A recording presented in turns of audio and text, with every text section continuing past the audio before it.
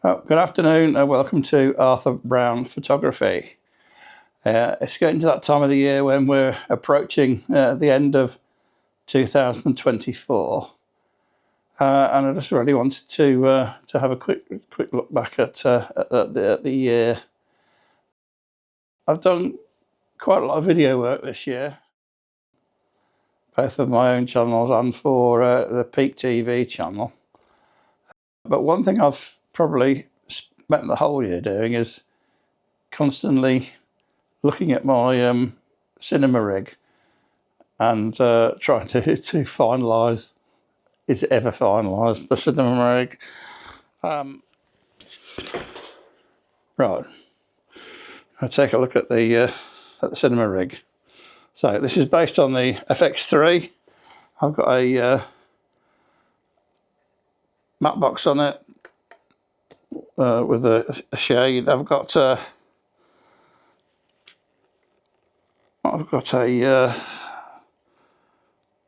small rig cuff on this side. I've got a Peak Design strap on it. I've got a small rig handle on the left-hand side. And then at the moment I'm using a 20mm Sony lens, which is autofocus, but I have got a follow focus wheel here for when I'm using manual focus. Now, the other big investment I made this year is I decided I needed a better monitor. I mean, the main issue I have with the FX3 is its lack of viewfinder, because I found the little monitor on the back impossible to use in bright sunlight, and I had a fairly cheap generic monitor, and again the same problem. It was fine, cloudy days, low light, brilliant. Out in the sun you couldn't see what you were doing or whether you were in focus or not. So I had a good look around at monitors, and with the news that the FX3 is soon to have a software upgrade to so that it will output Blackmagic RAW, I decided to buy the Blackmagic 7-inch HDR 12G monitor, because that will record in Blackmagic RAW straight from the Sony. Well, it doesn't yet, but it will do when we get our software upgrade, I think, which is due in February. At the moment, I'm just running it using, I either use ProRes Full Fat or the ProRes LT, depending on what I'm filming. So, I mean, there is a lot of choice on this, which is it's a good thing. So, the main disadvantage I found with the Blackmagic monitor was that it eats batteries. So with a couple of standard Sony batteries, it didn't really last very long. So I bought a couple of high capacity ones, but then it got so heavy.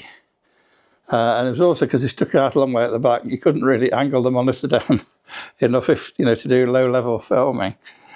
So I thought, well, I'll start to perhaps get some use out of my V-mount battery. So I bought a V-mount kit, which it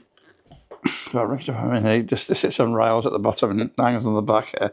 It does help to balance the unit up a bit, actually, and that'll run the camera and the monitor. For I don't know, I've never run it out, but it run all day anyway. So.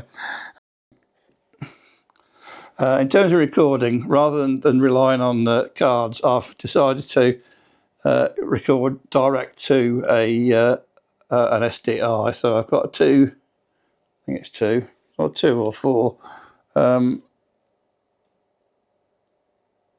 terabyte SSD on here. Now the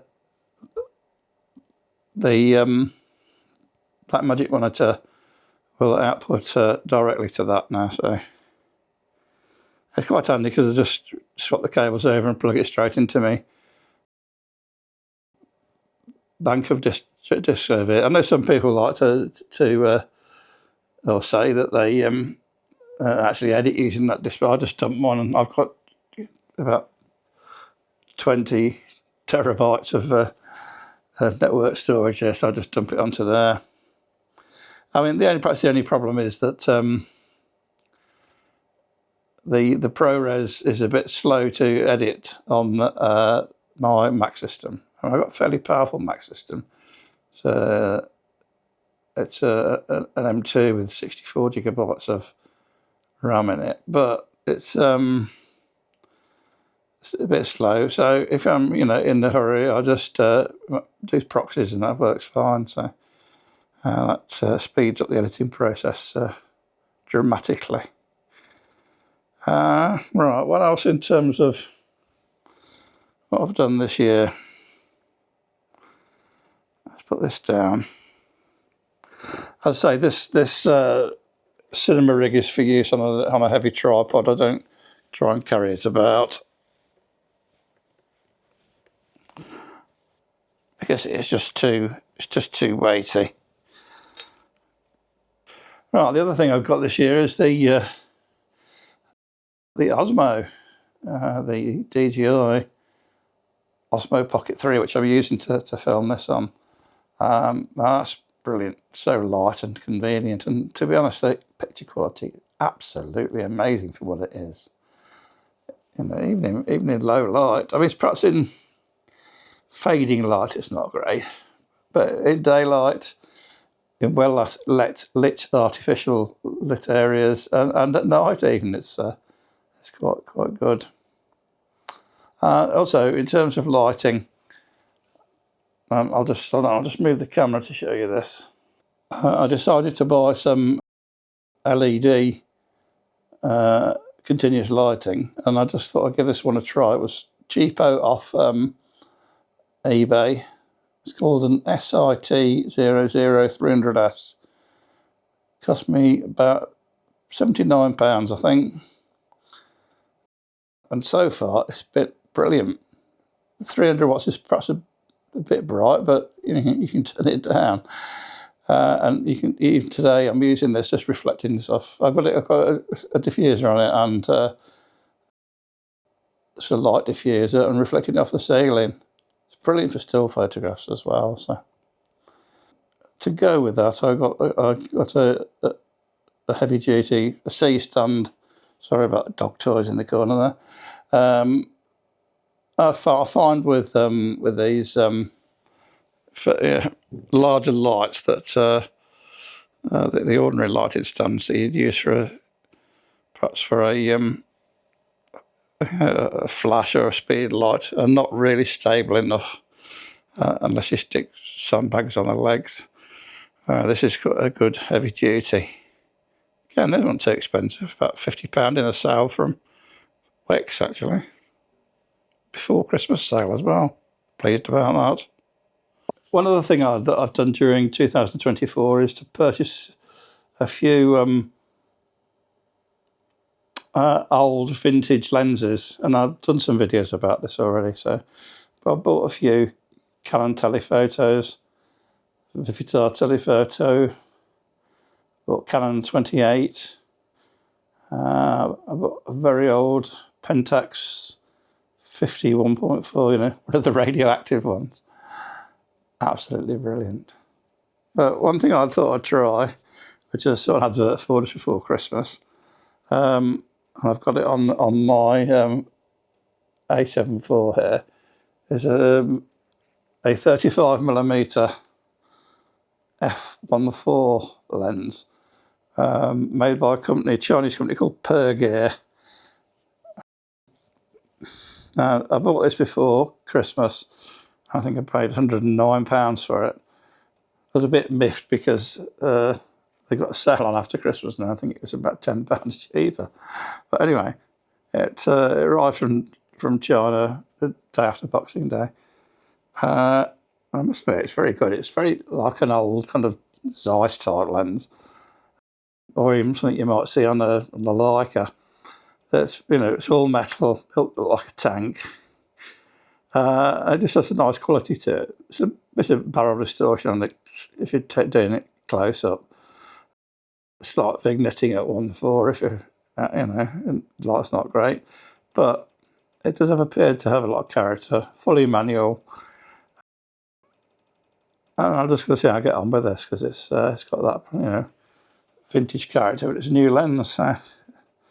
And I must say that until recently I didn't have any 35mm lenses, and now I seem to have a few, because I bought a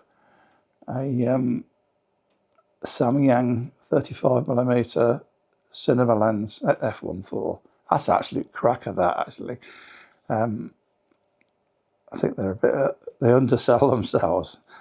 It's okay, it's not, you know, it's not super cinema quality, but it's very good for you know, use with the Sony systems. So. Right, what about in terms of what we're going to do next year? Well,